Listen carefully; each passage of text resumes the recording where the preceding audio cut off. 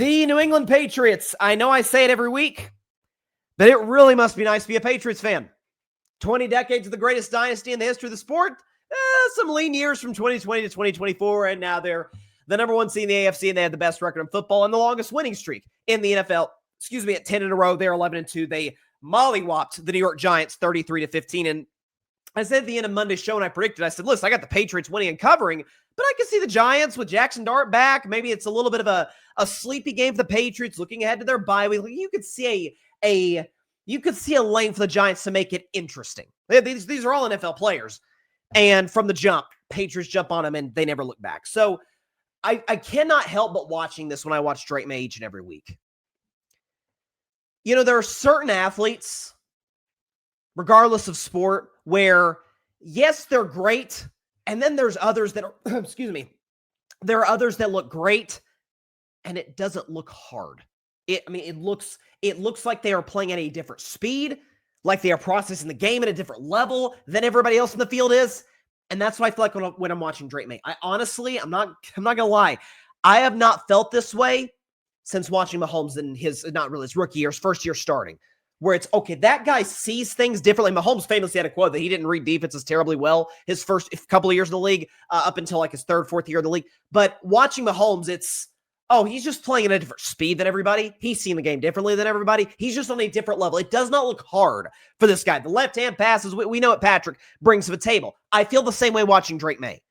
The mobility, the arm strength, the accuracy is off the freaking charts. We can show you Drake Maye's numbers against the New York Giants if we have that. Here it is, Drake Maye against the New York Giants on Monday night. 2 touchdowns, no interceptions, 77% completion, which has become pretty much the norm for Drake Maye. This is a guy who, this season is completing upwards of 70% of his passes, a guy who's completing, in that range. 126 passer rating and 67 QBR. By the way, he's leading the NFL in pass yards. So he's been sensational. That goes without saying. And if you had to redraft the 2024 quarterback class, he's the no question first pick. I would make a strong case with respect to Jaden Daniels. Caleb would be my number 2 pick. I certainly like him more than Bo Nix, more than Penix, and definitely more than J.J. McCarthy. Another discussion for another day. But it is fair to say right now as we sit here today, December 3rd, 2025. Now, will we say this on February 3rd, 2026? Only time will tell. I'm putting him in the top 5 quarterbacks. I've said all season long, I've really said for about a year on this show, that among the elite of the elite at that position, it is a clear and obvious, no doubt about it, top 3. Like, can't be, at least in the present moment, can't be surpassed. In this order, Mahomes, Allen, Lamar. Well, based on the season Lamar's had this year and a brutal stretch of football he's in, I think we do have Lamar's numbers from his last 3 games, and this matters. No touchdowns, 5 picks, or 5 turnovers rather, 55% completion, been sacked 8 times, pass rating of 63, QBR of 28, pretty bad.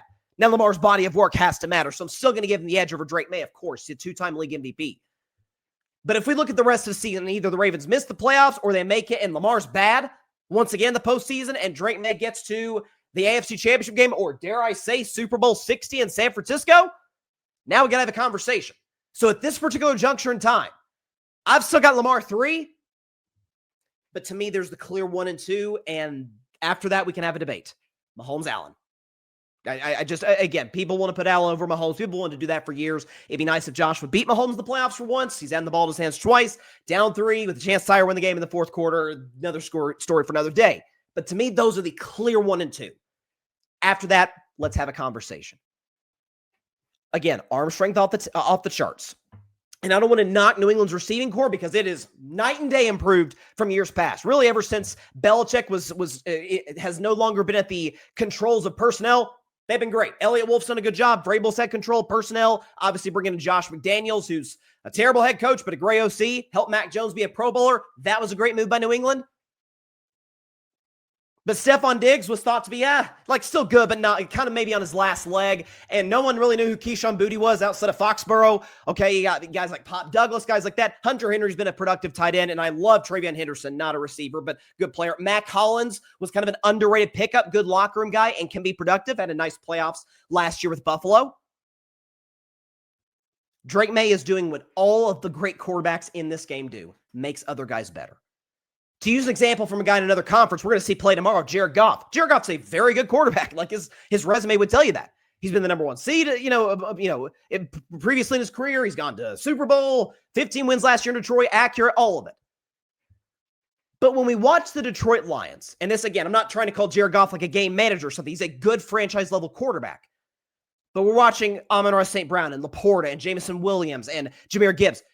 Do we watch the Lions and say, Jared Goff makes those guys demonstrably better? He makes them better. He's a good quarterback. But is it, they go from an A- player to an A+ player, or it's a B+ player with A+ production? That's what the great quarterbacks this game do. That's what Brady was maybe the best ever at, is that Edelman was a C- talent. No disrespect to Julian, because I think he had a great career, and I love his podcast, by the way. But Tom elevated him.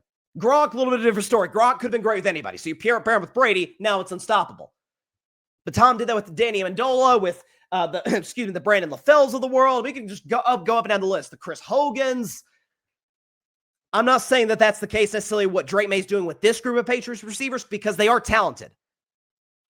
But I watch a team and I watch a quarterback who is making his guys demonstrably better. And some credit for that goes to Josh McDaniels. It does.